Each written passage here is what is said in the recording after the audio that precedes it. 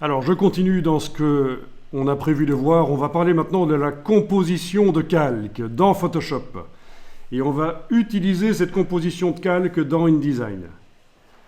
Donc, vous ne connaissez sans doute pas le système de composition de calque dans Photoshop.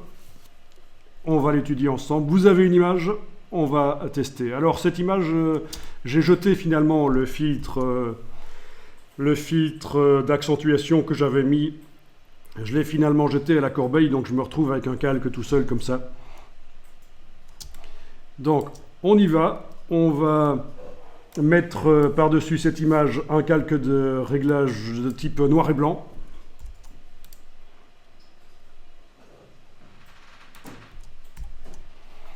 Avec les curseurs, vous allez décider quelle couleur participe à la création de l'image noir et blanc.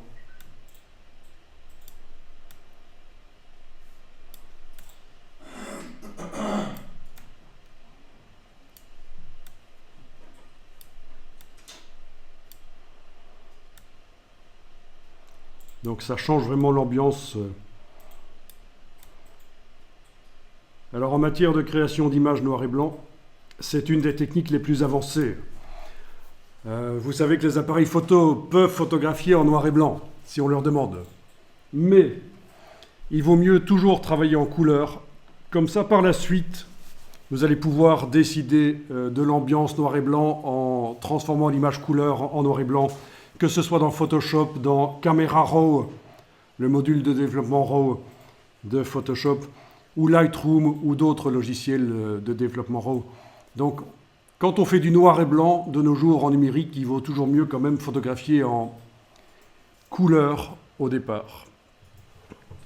Et ce qu'on fait là, en fait, c'est un peu ce que les photographes font depuis longtemps quand ils photographient en noir et blanc, même en analogique, avant le numérique. Comment est-ce qu'on faisait pour influencer l'ambiance noir et blanc d'une photo qu'on prenait avant? Eh bien, devant l'objectif, on mettait des filtres en couleur pour faire en sorte que certaines couleurs de la réalité qu'on photographie influencent moins le film.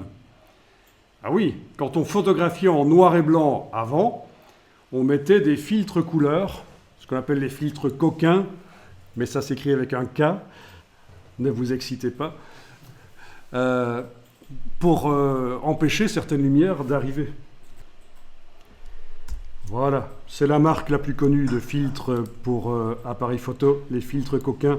Et vous voyez qu'on en vend encore des filtres à mettre devant l'objectif de l'appareil photo. On en vend encore et c'est ça l'idée, c'est que oui, quand on photographie en couleur, ça donne une coloration à la photo. Mais aussi, quand on photographie en noir et blanc, ça empêche que les rouges de l'image n'apparaissent trop clairs ou que les bleus de l'image, ça dépend de la couleur que vous mettez devant l'objectif. Et donc, mortalité de l'histoire, tout ce qu'on est en train de faire là dans Photoshop, c'est encore mieux. C'est peut-être moins puriste. Les puristes de la photo vont peut-être trouver que travailler en numérique pour faire ça, c'est moins bien, mais c'est un peu l'idée, quoi. Alors ça, c'est une première chose, le filtre noir et blanc. Ensuite, on va aller mettre des réglages couleurs.